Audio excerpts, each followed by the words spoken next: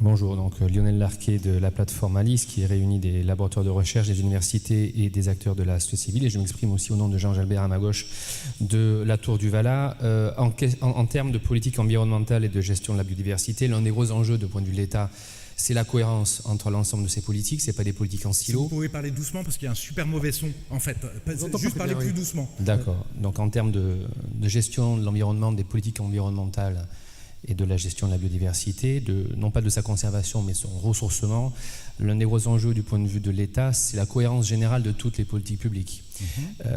Donc par rapport aux propos que vous avez tenus, étant donné qu'on n'a pas trop abordé la question de la fiscalité, ou en tout cas vous l'avez abordée de façon incidente, on souhaiterait connaître la cohérence entre les politiques publiques que mènera le gouvernement dirigé par Marine Le Pen et les enjeux de la préservation de nos écosystèmes, le renforcement et le maintien de la diversité. En gros, la cohérence de la politique économique dirigée par un gouvernement que vous dirigeriez par rapport aux questions des écosystèmes et du maintien de la biodiversité. D'accord. Alors moi je pense que les deux sujets les plus urgents où il faut mettre énormément d'argent, c'est transition énergétique et agriculture. Je ne sais pas si vous avez une idée du niveau de milliards qu'il faut investir en France sur la transition énergétique. Moi je l'ai calculé dans le livre, c'est 1600 milliards d'investissements. Donc là-dessus, c'est complètement hors de portée du privé. Tous les gens qui vous disent que la transition énergétique va se faire par le privé, avec du financement privé, ils n'ont pas le début du quart du moyen de cela. C'est ce que je dirais demain quand je rencontrerai les gens de Engie, etc., et des entreprises privées d'électricité. Elles n'ont aucunement les moyens de cela. C'est pour ça d'ailleurs qu'on veut une Banque de France, parce que cette Banque de France pourra prêter massivement pour ces nouveaux enjeux.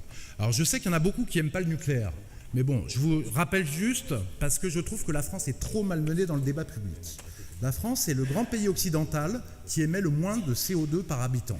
Donc pas besoin de se fouetter. On entend aussi que la France pollue avec énormément d'usines à charbon. Arrêtons les mensonges, quoi. Y compris sur les radios publiques qui sont pitoyables. Il n'y a plus qu'une ou deux centrales à charbon en France.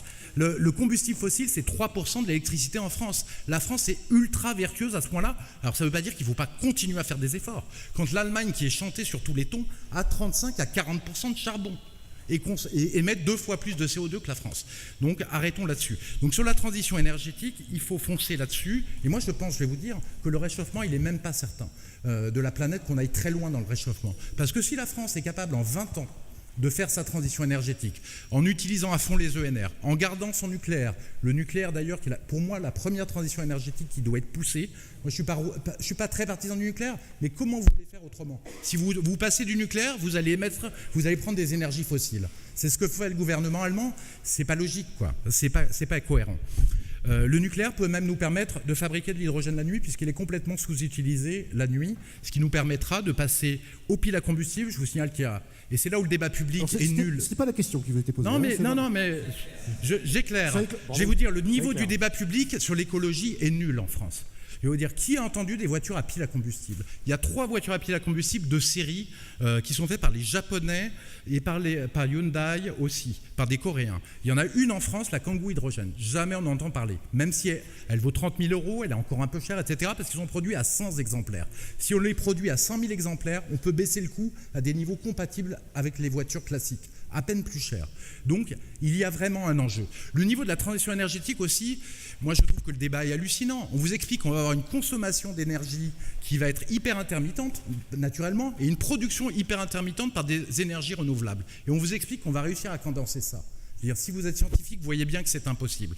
Donc, il faut développer à fond l'hydrogène, le vecteur de stockage. Voilà pourquoi les ENR iront là-dessus. Et sur l'agriculture, redéployer à fond. Après, la cohérence...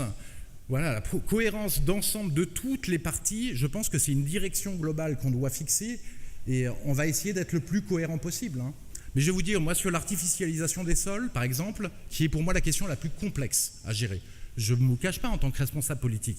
Il y a 2 possibilités, soit on interdit et on prend des règles d'interdiction fortes sur plein de choses, mais là on rentre dans un système de dictature, quoi, si on interdit. C'est la sanctuarisation que prônait Éric Coquerel, mais vous dites que ça c'est la dictature. Je dis que c'est pas trivial et que c'est... Moi, j'aimerais bien que les gens, effectivement, qui réfléchissent à ça, nous donnent des solutions où cela est compatible avec la liberté. Parce qu'il faut un équilibre entre ce qu'on impose et la liberté. Donc, mais franchement, j'aimerais qu'on ait des solutions intéressantes là-dessus, sur ces sujets-là, parce que c'est un vrai sujet, vous voyez ?